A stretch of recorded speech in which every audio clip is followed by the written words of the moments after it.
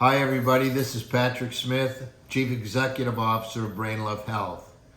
This is part 2 in our series related to the ways in which we might keep our brain healthy and prevent dementia and Alzheimer's disease as we age.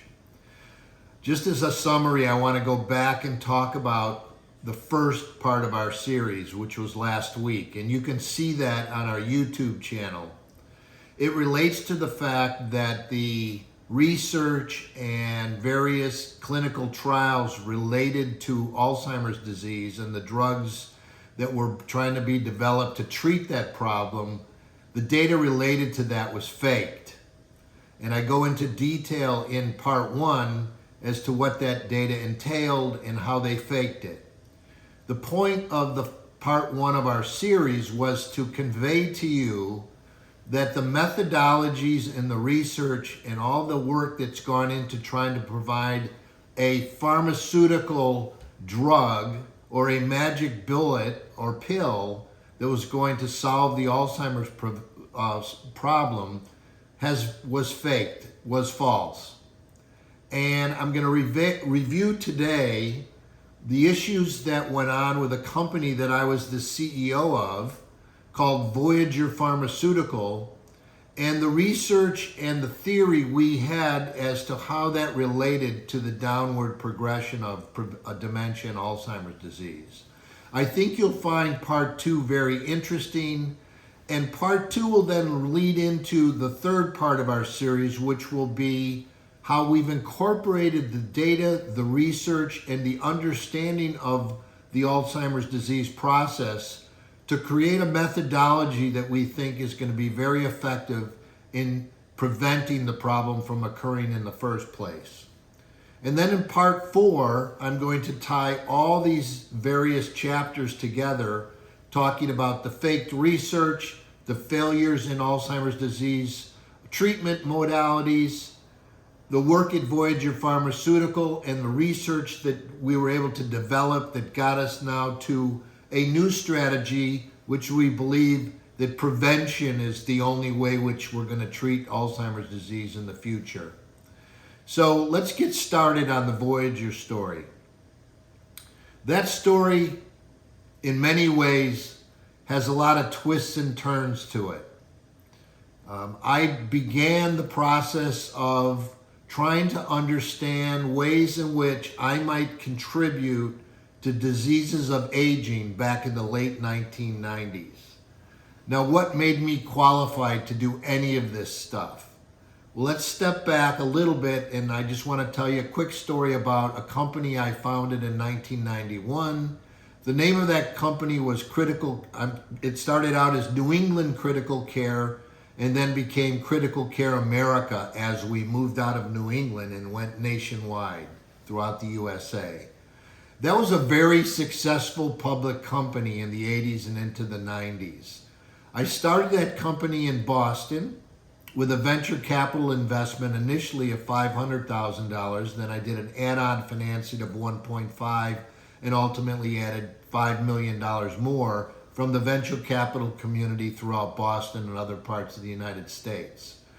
That particular investment grew the company from one office to 65 offices nationwide, and we were the premier provider of complex infusion therapy in the home setting. That is, we were treating people with total parenteral nutrition, which is nutrition by vein, antibiotic therapy. We were right there in the middle of the HIV epidemic in the 85, 86, 87, 89 timeframe before we came up with the antivirals that were successful in helping the disease in the mid-90s. We were one of the premier companies that provided the infusion therapy services nationwide to that community. It was truly a success story, and the company went public in 1986 at $10 a share, and on a per split basis over many years, it grew to almost $150 a share. Our early venture capital investors made 130 times their money, And our public investors from the time of the IPO made 10 to 12 times their money over a period of about 10 or 12 years. That's the background in which I now was looking for new opportunities to provide something beneficial to the healthcare system. Now, needless to say, aging is something we've been trying to figure out how to deal with for many, many years. But in the late 1990s, I started to focus all my attention on ways in which we could make contributions to the aging process. After a couple of years of interacting with researchers and physicians and other scientists around the country, we determined as a company that the number one problem that we faced as an aging population around the world was Alzheimer's disease. At the time we were looking at that problem, it was the 6th leading cause of death, and it was about the 3rd or 4th leading cause of death in individuals over 65. So we focused on that particular issue as the primary target as to what Voyage Pharmaceutical would devote their resources and management energy into. About the time we were making those decisions, I came across a group of physicians that anecdotally were seeing some things that didn't make sense to any of us. And this is the story, and this is how it begins. So these physicians, primarily an individual in the Naples marketplace who was a family practitioner, was seeing patients that were elderly that had comorbidities of prostate cancer as well as other things going on in their lives. But as part of their prostate cancer therapy, they were receiving a drug that basically suppressed their testosterone secretion, which, if you know what prostate cancer, one of the things we try to get rid of is testosterone because it basically helps exacerbate the cancers. Just like estrogen can be a problem with breast cancer, testosterone is a problem with prostate cancer. Well, there were some observations in some of these patients by their spouses or other significant others that observed that while they were on this drug to treat their prostate cancer, their Alzheimer's disease or their dementia seemed to get a little better or not get worse over a period of years. Well, that was a peculiar kind of thing for us to observe or for the physicians to observe. Now, keep in mind, patients tell their doctors all kinds of things that you can never connect the dots on. And as I've heard before, that physicians hear patients pour their guts out about all the little things that are going on in their life. But this particular observation was interesting because it happened more than once. So our thoughts were, and this was conveyed to me in an informal conversation. When I heard that, I said, that's interesting. I wonder what could be going on with this drug they're giving these patients, these prostate cancer patients, that's helping stop their Alzheimer's disease from progressing or helping to make them a little more, improve it a little bit. It made no sense. So we started to look at what is the mechanism of action of this drug. And this, I'm trying to keep it as simple as I can. The drug basically stops the production of testosterone. Now keep in mind, in men that are 60, 70, and 80 that have prostate cancer, they don't have a lot of testosterone, but they still have testosterone. And I'm going to get back to that in a little while because it relates to how women don't have estrogen at those ages, but men still have some testosterone. Now, one of the ways the drug works is it shuts down the activity of the hypothalamic pituitary gonadal axis. Now, I know that's a mouthful. I've said it probably 10,000 times in the last 20 years, but I still have trouble with it. For short, we call it the HPG axis. The drug shuts down the production of testosterone in this way. The hypothalamus part of your brain secretes a hormone called gonadotropin-releasing hormone. Gonadotropin-releasing hormone secretes a hormone and stimulates the pituitary. The pituitary gland then secretes a hormone called follicle-stimulating hormone and luteinizing hormone, or LH, FSH and LH for short. Follicle-stimulating hormone and luteinizing hormone. These hormones then stimulate the production of testosterone and estrogen in the testicles in the ovaries. When they make these secretions in the ovaries and the testicles, it sends a signal back to the hypothalamus and indicates to the brain that everything's working as it should. So that's how the HPG axis works. It's a feedback loop. The brain to the pituitary to the gonads to the brain. That's how it works. Now, the way this drug worked was to shut down the ability of the pituitary to secrete FSH and LH. So it disrupts the HPG axis, and therefore, by shutting down the secretion of FSH and LH, it stops the production of testosterone in the gonads. So that's what the drug does, and that's how it works. So we wondered, is there something about the HPG axis that is related to dementia and problems of Alzheimer's disease and the downward cascade of that progressive disease? Is there something there that needs investigation? So to step it forward, this went on for, 6 months or so, kind of debate, discussion. We reached out to groups of urologists, who, by the way, are the ones that treat prostate cancer. And we asked them that question: are you seeing any changes in your patients relative to their comorbidity of dementia related to their prostate cancer? Are you seeing any difference? What we got back was, which is classic medical specialties, we don't look at their brains. We only look at their prostates. But I was able to talk some of these urologists into start observing this phenomenon to see if there was any validity to it. And after a period of time, we were getting feedback from the urology groups saying, yes, we are seeing some flattening of the curve relative to the downward progression of the Alzheimer's disease.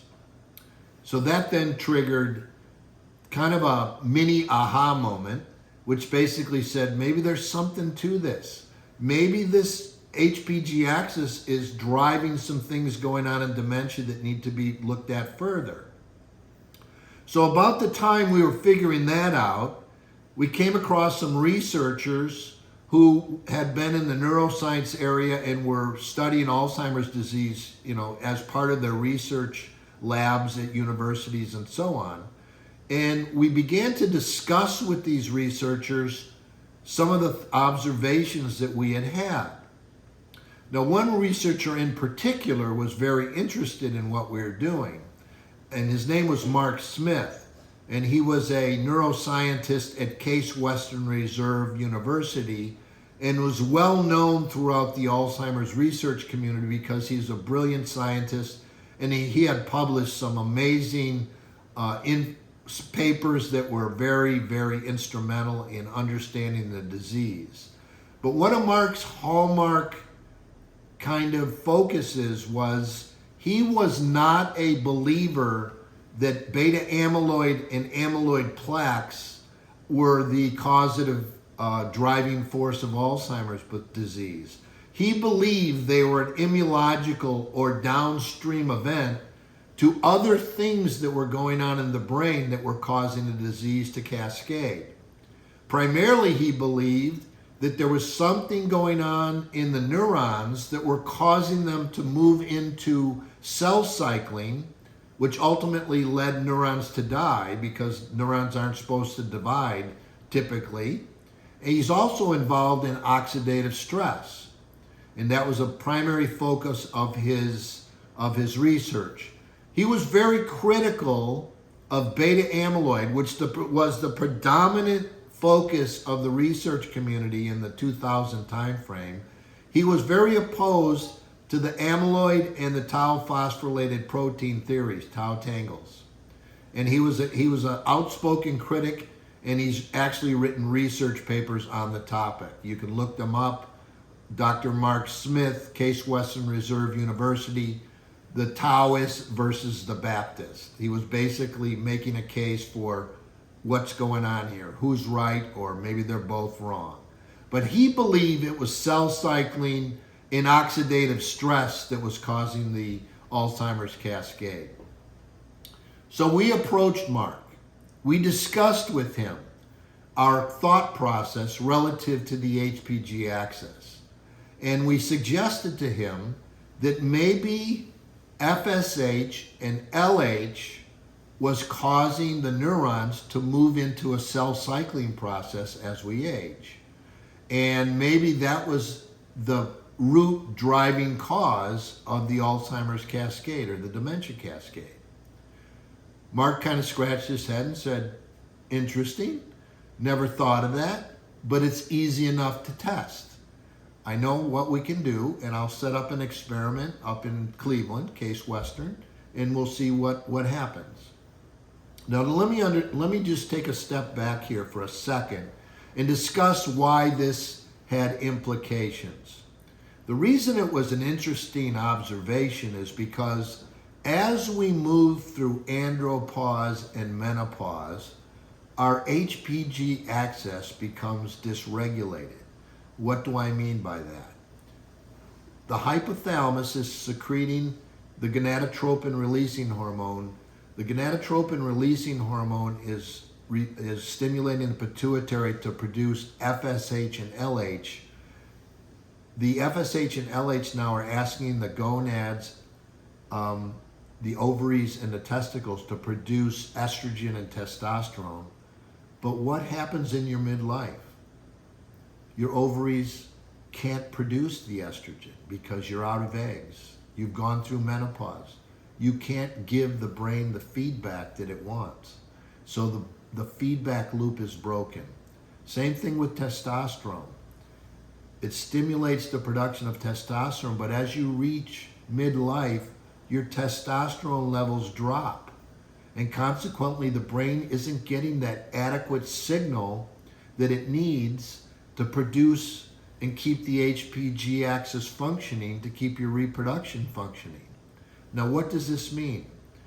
When the brain does not get the signal it wants from the testicles and the estrogen from the ovaries, it keeps producing more gonadotropin releasing hormone, and that drives the production of follicle stimulating hormone and luteinizing hormone.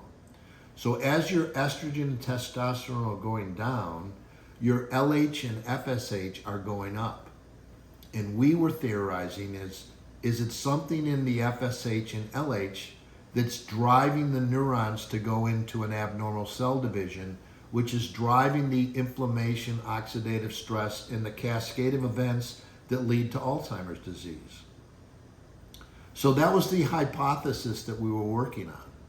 And now we had Mark Smith, as well as the chairman of his department at Case Western, Dr. Mark Perry, other scientists, Craig Atwood, Ralph Martins, and Gemma Casadesis were also part of that team.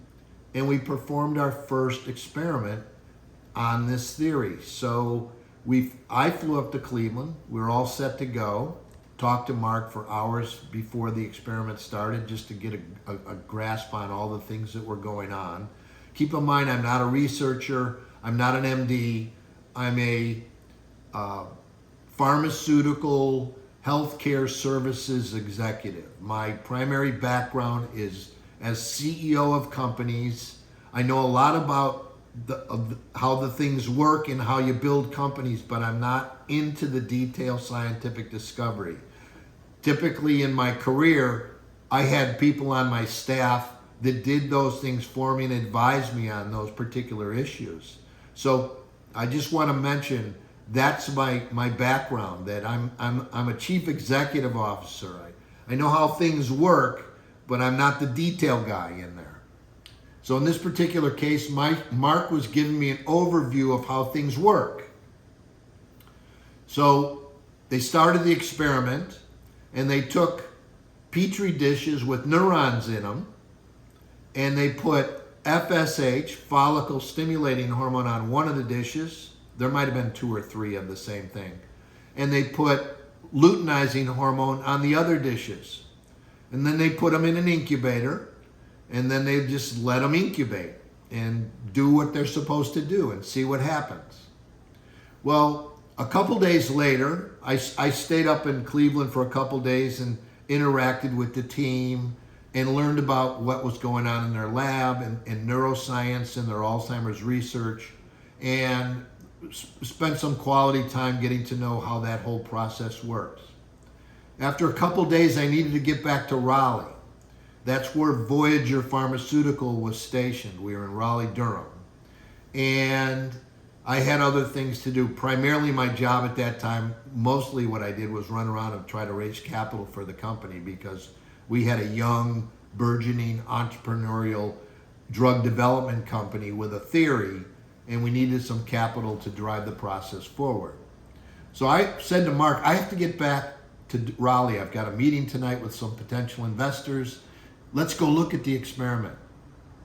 Mark shook his head and said, that's not how this works. This could take weeks. You have to be patient. This is how science works. We need to wait. I said, I can't wait. I just need to take a peek. Please, let's just go see. I can't leave town unless I know something's going on here or have some information that I can share tonight with my investors, potential investors. He shook his head and rolled his eyes and very reluctantly agreed to go up and take a pic. He said, I hate to disturb him. It'll mess up the whole experience. I said, just do it gently. Do it slow. Again, you can see how a CEO thinks relative to how a scientist thinks. We want things now. We want results now. We want activity and outcomes now. I guess that's just the way we're wired. Especially that's the way I'm wired. So we went up, and Mark gently took one of the dishes out of the warmer, put it under a microscope. That was the follicle stimulating hormone dish, FSH, and it looked normal. I mean, nothing was going on. Things were just fine. They looked happy, but the cells looked very normal. Put that one back, then took out the other dish with the luteinizing hormone on it and put it under the microscope. And he took a look, and he kind of pulled away and looked around kind of a disbelief kind of way. And we're like, what's going on? What do you see? And he just kind of signals. And so I do have somewhat of a science background from my college and high school biology days, so I kind of know how to look through a microscope and look at a slide or a petri dish. And when I looked in the petri dish, the neurons were exploding with cell division. The neurons were dividing, but not just one or two of them. The whole dish, the neurons were expanding and exploding into 2 cells at a time. Some had completed it, or in the middle of it. Some hadn't completed it. Some were in the middle of mitosis. I mean, it was a significant event. Then the other people in the room took a look, and everybody was just like, oh my God, this is amazing. This is amazing. That was the first time in my life that I'd actually been in a situation where we all were like, eureka. It was a eureka moment, aha moment. It was one of those, it gives me chills even thinking about it, because it was a moment where the thought process, the theory, and the ideas of what were going into why you were doing this experiment were now validated. That luteinizing hormone was driving neurons into aberrant cell division. Now, why is that an important issue? Neurons are generally known as being terminally differentiated. That means they're formed in your youth, through your adolescence, but once you have your brain formed, you have a certain set amount of neurons in your brain. They're not designed to divide. Now, here's why. Now, there is some recent research that say there might be some stem cell activity in the brain that allows neurons to be recreated. But generally speaking, a neuron is terminally differentiated. Why is that? From an evolutionary standpoint, if you think about a neuron with a nucleus and then the axons and dendrites, it's a long tail with some finger-like extensions, and that's how the signals get from one neuron to the next neuron. They shoot down the axon into the dendrites, and it sends a signal across a very small section of space, and that's the electrical conductivity of the neuron. Now, you can increase the expansion of the dendrites, which is called neuroplasticity, which you might have heard about. That can be done, but generally speaking, it's kind of dogma that neurons do not divide. Now, one of the things we also know about neurons, and they don't divide because if you think about all the circuitry that goes on into developing your thoughts, your memories, the way you interact with the world, it's all held like computer in your brain. And if you started to see neurons dividing, those computer connections would become dysfunctional. You wouldn't have the connections that you had. So from an evolutionary standpoint, neurons aren't programmed to divide. But also there's another part to the story. When neurons try to divide, they typically die. They go through a process called apoptosis because they don't contain the intricate micro particles that are necessary to help a cell complete division, like centrioles. And consequently, when they try to divide, they die. So that's why this is so important, because Mark's theory was, why are dementia brains going into aberrant cell cycling? And we now just showed that LH actually could drive cells into cell division. That's why that was such an aha moment and a eureka moment, because it was showing us that perhaps it's the dysregulation of the HPG axis in midlife that's driving the increased production of FSH and more specifically LH. It's that process which could be causing, and now it appeared that it was causing, neurons to go into aberrant cell division, which caused them to die, which then caused the cascade of events that led to Alzheimer's disease. It created inflammation. It created the oxidative stress that was occurring. And yes, as an immunological response to the problem, we now have beta amyloid plaques and tau fibrillary tangles. But the process started at the cell cycling stage. Everything else came after that. That was our theory, and that was the focus of what Voyage Pharmaceutical tried to accomplish over the next 10 years after that fact. So where did we go from there? We basically decided that leuprolide acetate may have a role to play in the dementia cascade problem, and could it be utilized as a treatment program for Alzheimer's disease? So we went to the drawing board and started to look for ways in which we could find the best delivery mechanism for this patient population of leuprolide acetate.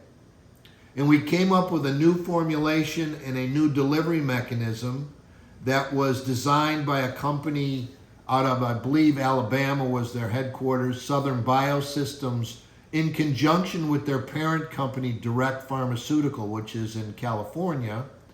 and we designed a way in which we could create the leuprolide acetate in a little tiny like spaghetti looking drug that was about an inch and a half long, that could be implanted in your abdomen and dissolved over time. So it was giving you a long-term dose of the drug, which was we believe was necessary to keep that LH down and keep it from stimulating the production of the neuronal cell death. So that's what we did first. That took us a while, maybe 6 months to a year to get that done. At the same time, we were designing and we applied to do a phase 1 FDA study on this new delivery device, which we went through and were successful. Keep in mind, a phase 1 study is looking for ways in which the drug might be toxic or any number of things. I think mainly it's looking at toxicities. And so we did a phase 1 study and the drug was successful there. Keep in mind, leuprolide acetate was a known entity already, and we were just making a new delivery mechanism for the drug. We then went into phase 2 studies. Our first study was in women, and we looked at, I believe, 109 women, if that's the exact number, it's around 109, 112 women, in a double-blinded, placebo-controlled trial. We gave them and put the Memrite implant, which was the name of our delivery device, the Memrite implant, in them, and then followed those women for 12 months. So after we recruited the women, took about 3 months, and then we followed them for 12 months, we now had the results of our first phase 2 study. And the results were the most astounding, most game-changing new therapy that had ever been shown to affect the treatment of Alzheimer's disease, ever. We were able to show that our implant and the drug delivery was able to flatten out the downward progression of those women against placebo-controlled matched, double-blinded placebo-controlled women that didn't get the drug. And what we saw was the women treated got no worse. They didn't get any better, but they got no worse. And the women untreated dropped below baseline, probably close to 50%. And we measured that in 3 different ways. And that data was clinically significant. That means the likelihood that the result you got happened by chance was minuscule, less than 0.05%, which is the gold standard of clinical significance in drug trials. So we had shown for the first time that women getting leuprolide acetate in the Memrite implant that were taking ACHEIs, which is the drug that was known as Aricept, were able to stabilize their progression over a 12-month period. That data has never been, that kind of result had never been shown before, ever, in any Alzheimer's trial, and it's never been shown since that time in the subsequent 25 years that that data suggested. So we knew at that point that we were completely onto something relative to a treatment modality for Alzheimer's disease. We then went from that point, right as that data was coming out, was also exactly the same time that the beta amyloid coalition and theory were getting stronger and stronger and stronger. So our theory, our approach to the problem was absolutely against the primary focus of the research community of the day. They were focused on plaques and tangles, get rid of the things that clog up the brain. Now remember, I suggested and have said for years that beta amyloid does play a role in the disease process, but it's not the driving force. It's not the root cause. It's a downstream event.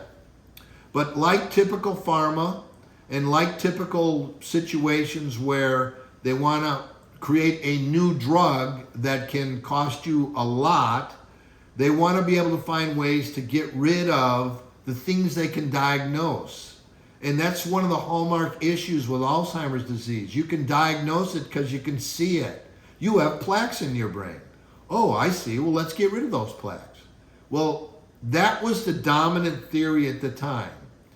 Now think back to part 1 of my series, but the data related to that dominant theory in 2005 was fake. The researchers that published the data relative to the beta amyloid oligomere theory, which was driving the dollars, driving the pharma research, all the eyes, all the money, all the focus was going into that research.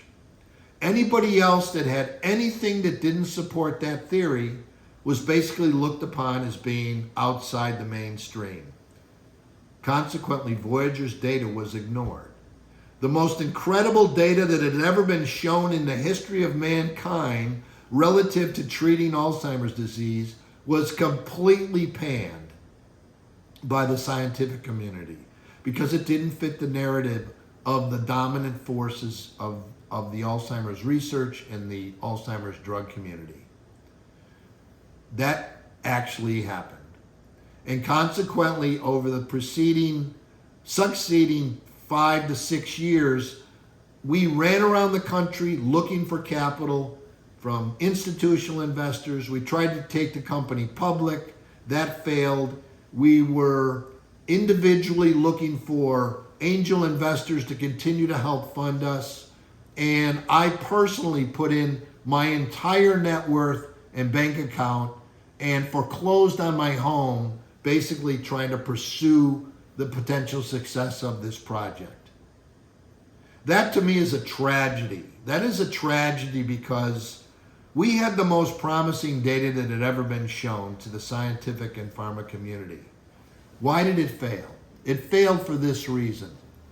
One, it wasn't in the mainstream focus of what they wanted to believe was the driving force of Alzheimer's disease. And two, it was repurposing an already patented drug, so you couldn't make the mega billions of dollars that a individualized single patented molecule could get, because it wasn't in the pharma mold to want to have a drug that you could repurpose and put it in a new delivery mechanism.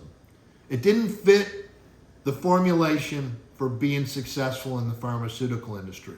But let me say this, it clearly had potential as a therapeutic for Alzheimer's disease. Maybe it wasn't the classic pharma model, but it worked. It worked in suppressing the production of LH, and it looked like it was going to work as a therapeutic for Alzheimer's disease. That's the tragedy, because it was based on egos and greed, essentially. Now, is that a hurtful story for me? Yes, it was very hurtful. I spent 10, 12 years of my life and all my resources trying to find a solution that might help the problem. But here's the good news. Not all is lost. So I guess the old phrase, there's a silver lining in every cloud, may be true. Yes, Voyager didn't work. Voyager was a failure. But the data, the research, and the understanding that went into the theory that supported Voyager is still alive. Why is it still alive? Because we now know a number of things. The beta amyloid theory has failed.